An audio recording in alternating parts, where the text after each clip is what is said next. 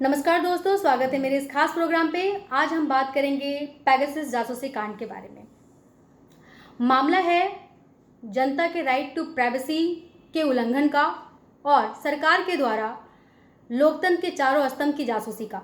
दरअसल इसराइल की कंपनी है एनएसओ, जो एक स्पाईवेयर बनाती है पेगासस।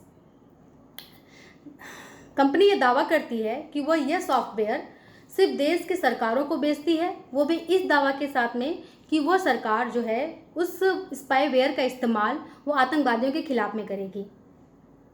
दुनिया के 16-17 मीडिया हाउसेस ने एक रिपोर्ट तैयार की है जिसमें उसने कहा है कि ये जो देश के जो लिस्ट है जिसने ये स्पाईवेयर खरीदा है उसमें भारत भी है, और भारत के भी सैकड़ों फ़ोन नंबर्स ऐसे पाए गए हैं जिसमें कि पेगासस अटैक होने की संभावनाएं व्यक्त की गई है।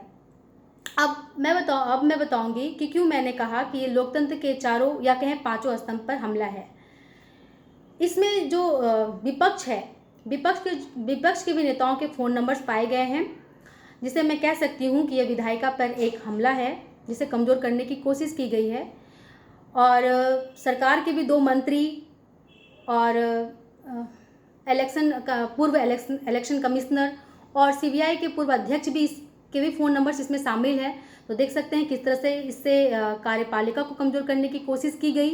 और पूर्व न्यायाधीश के भी फ़ोन नंबर्स इस लिस्ट में पाए गए हैं, जिस पर यह संभावना व्यक्त की जा रही है कि उनके फ़ोन में भी पेगासस अटैक किया गया हो।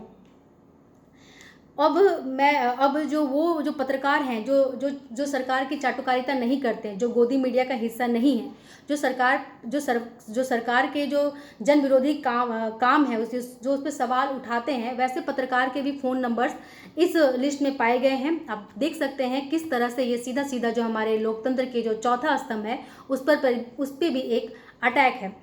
मैं तो और साथ में ही मैं कहूँगी कि एक 5वां स्तंभ भी है जो सिविल सोसाइटी का है, जिसमें कुछ प्रसिद्ध सामाजिक कार्यकर्ताओं और मानवाधिकार कार्यकर्ताओं का भी फ़ोन नंबर जो है इसमें पाए गए हैं। तो आप देख रहे हैं किस तरह से 5वें स्तंभ पर भी एक हमला किया गया है, उसे कमज़ोर करने की कोशिश की गई है। इस तरह से साफ है कि किस तरह से गलत तरीके से ताक झाँक करने का ये जो जासूसी प्रकरण है कितना व्यापक है। क्या ये जासूसी जो है वो सिर्फ लोगों की निजी ज़िंदगी को ताक झाँक करने के लिए किया गया होगा, या इसके पीछे कुछ और भी जो कुछ काले उद्देश्य होंगे? क्योंकि आप देखेंगे कि इसमें जो फ़ोन नंबर्स हैं वो आतंकवादियों के तो नहीं, बल्कि जो हमारे जो पत्रकार हैं, जो सामाजिक कार्यकर्ता हैं और जो कुछ नौकरशाह हैं, उनके फ़ोन नंबर्स इसमें पाए गए हैं। उनकी निजी ज़िंदगी के बारे में जानने की कोशिश की गई है, उनकी निजी ज़िंदगी में ताक झाँक करने की कोशिश की गई है। साफ तौर पर है कि इसका उद्देश्य राजनीतिक होगा, उनको दबाने का, उन्हें ब्लैकमेल करने की रही होगी।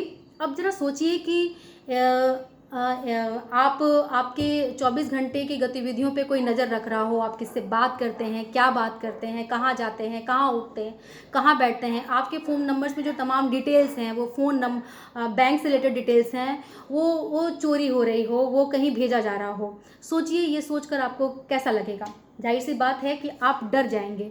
तो ये सोचिए कि अगर अब ये सोचिए कि आपका काम जन सरोकार का है, आपका काम सरकार से सवाल पूछने का है। उस समय आपका ये डर का लेवल शायद बहुत गुना बढ़ जाएगा। तो इस तरह से जो ये पूरा मामला है वो बहुत ही गंभीर है। यह देश के लोकतंत्र को कमज़ोर करने का मामला है।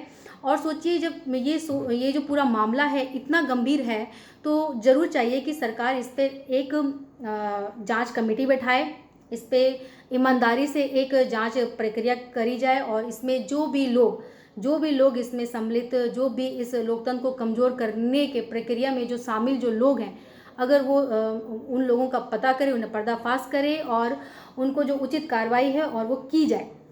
अब सवाल ये कि जो एनएसओ जैसे कंपनी है, क्या उसे प्रतिबंध नहीं लगाया जाना चाहिए अगर ये बात सच है तो?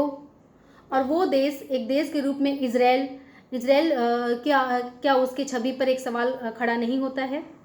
मेरा मानना है कि किसी भी देश या किसी भी कंपनी को यह अपने राजनीतिक या सामाजिक फ़ायदे के लिए किसी भी इंसान की निजी ज़िंदगी में ताकने झाँकने का कोई अधिकार नहीं है। मैं उम्मीद करती हूँ कि आप तमाम लोग जो इस प्रोग्राम को सुन रहे हैं वो इसकी गंभीरता को समझेंगे और इस पर अपनी एक राय बनाएंगे, और जिस भी माध्यम से आप इसके जांच की मांग कर सकते हैं ज़रूर करेंगे। धन्यवाद।